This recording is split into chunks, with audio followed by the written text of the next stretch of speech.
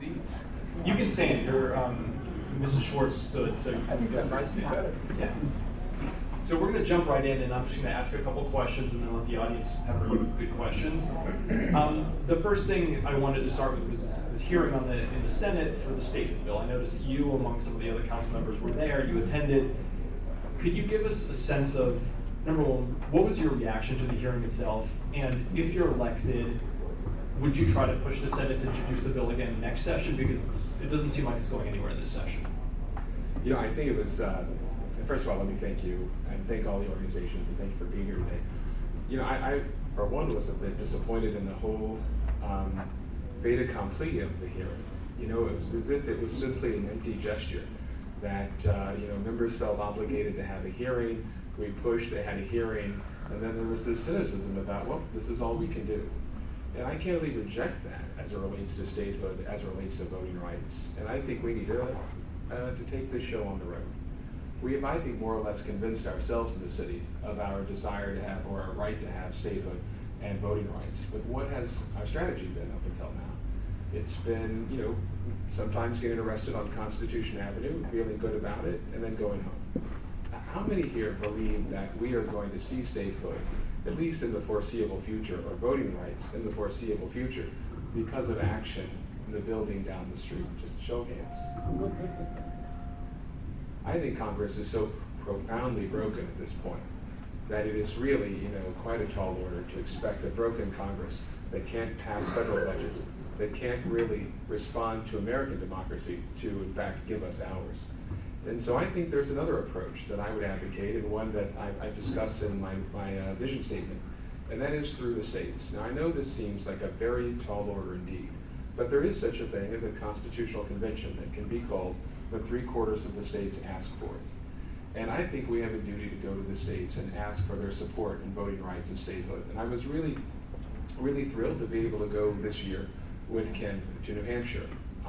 And in an effort to put money where your mouth is and time where your mouth is.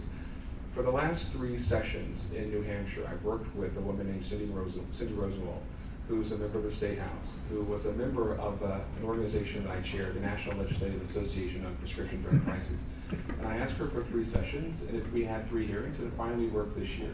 And it worked because Kim and I went to New Hampshire, and we were intent not only on having Democrats support us, but also having Republicans. And she and I worked the Republican members of that committee so that we could have a bipartisan bill. So there have been exactly 2 state houses in the last 30 years that have voted for voting rights or statehood resolutions in the district. This was one of them, and we need to do more.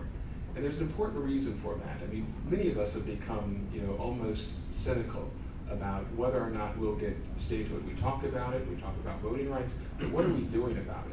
But we rarely talk about what is the cost of us doing nothing. I know going through the states seems like a big strategy. I know it seems long and hard. But what is the alternative? Continuing to get arrested in our city and not advancing the ball while sending a very bad message to our young people. And in my office, and I apologize, this is a long answer, Mark, but in my office, I'm always concerned about what messages are we sending.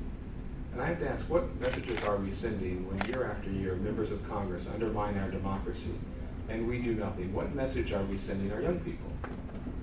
We're sending the message that our institutions don't matter, our democracy doesn't matter. And what are we teaching them with this message? To accept it. We have a duty, even though it's hard, to do the heavy lifting of going through the states. And moreover, it doesn't mean we give up through Congress, it just means we realize the limitations.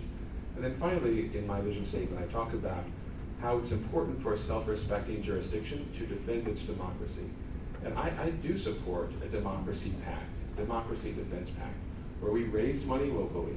And when members of Congress, like Andy Harris from the Eastern Shore, decide to roll out of bed and undermine our laws, we should have a pact that informs the voters of his district about exactly what he's doing. Now, this would be a very professionally organized event. This wouldn't be a snarky effort at all. It would be simply telling the people of Salisbury that you have 35% youth unemployment and a heroin epidemic and many, many important challenges facing your community. Perhaps Andy Harris should be concerned with your issues, not undermining ours. And once we make it expensive for members of Congress to undermine us, it might in fact discourage them, because right now it's cost-free. So that ties into my next question. The idea of the state strategy, while novel among you and your opponents, it's not new. I mean, DC Vote, I know, has worked in the states. Our former shadow representative, Mike Panetta, also took to the states. He established a PAC, but the big problem he ran into, and I think the DC Vote may run into, is just it costs a lot of money, it takes a lot of time. Now, you say in your questionnaire that you want to raise money. Kim, would you mind, is it possible for me to get some water? I'm sorry, Martin, I didn't know.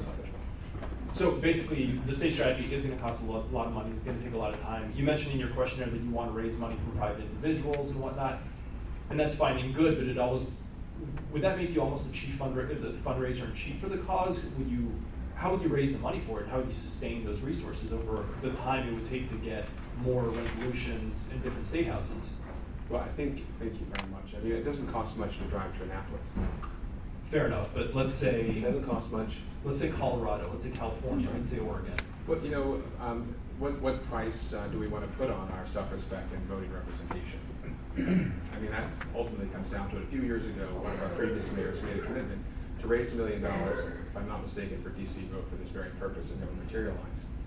And so we just have to decide, is this important to us or not? I think it's pennies on the dollar. Look, our city has $100 billion local economy. We ought to be able to raise, a few $1 million for a democracy defense fund and for a democracy expansion fund. And again, it's about the messages that we're sending our young people. What value do we place on our being a free people and having a vote in Congress and being able to control our local affairs? I think the costs, frankly, of congressional interference are far higher. How much does it cost us when Congress won't approve our budgets? When we have to make any number of decisions because of congressional inaction, because we're not a state. I think all of these things need to be factored into it. But as far as commitment goes, I'm the only one in this race who's actually delivered with respect to state voter voting rights. And that's through 3 resolutions and a successful one with Kim in New Hampshire.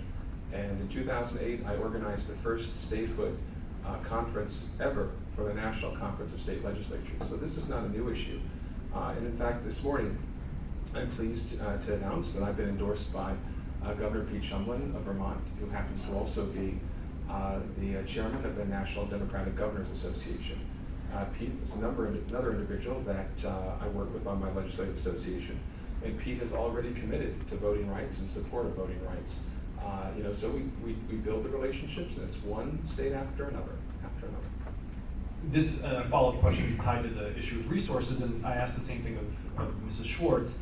Now, we have a stated delegation, the shadow senators and the shadow representative. Now they're unpaid. There's been discussion about giving them some money to work with so that they can actually put some more time and effort into what they do. They already put a lot of effort. I'm not saying they don't, but putting even more on top of that.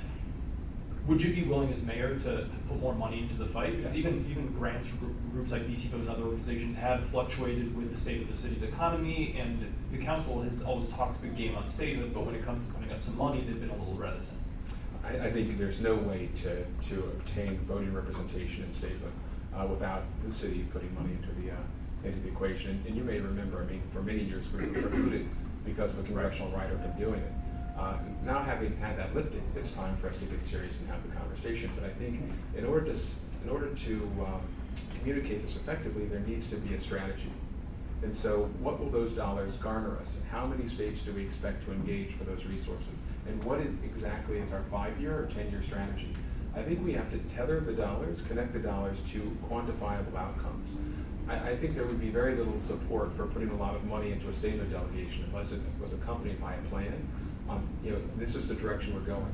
And I think there's a lot to be learned from other movements that have been successful recently. Marriage equality, for instance. You start in jurisdictions where there are like-minded, similarly situated constituencies, and you move one after the other. What was so important about New Hampshire was that it was a first. It was a first. And it helps break the logjam. Other than Hawaii, and we're not sure, frankly, how the Hawaii resolution came about, there wasn't another state that had accepted or voted in support of voting representation for our city since Delaware in 1984. And so we abandoned the field. And this is where it's important, I believe, to have a mayor of stature who can reach out to leaders across the states and who's had an experience in doing that. I mentioned chairing a National Legislative Association. It focused on prescription drugs, and many of the things and the work that we did there actually became a part of the Affordable Care Act.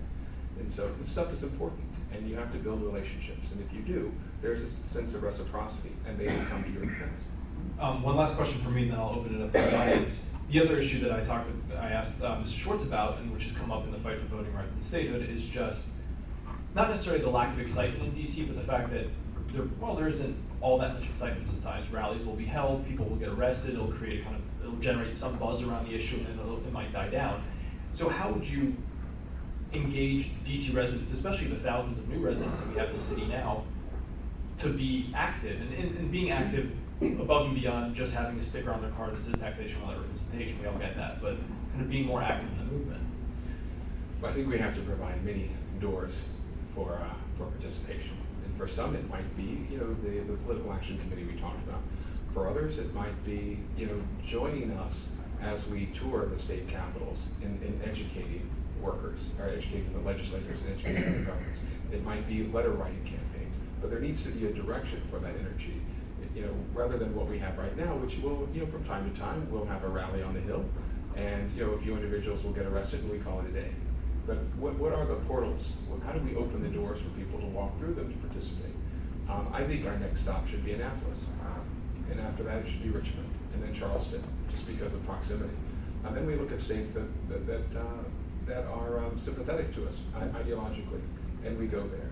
But I think we have to ask sacrifice in order to get what we deserve. Great. So, anybody in the audience, please. Yeah, there are a lot of people in this country in this city that are very transitory, that really don't care whether we have voting representation or not.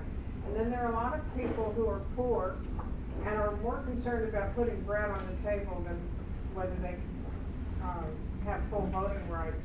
How do you approach these two disparate groups that are really very hard to target? Well, I think that it touches larger issues that are confronting the city.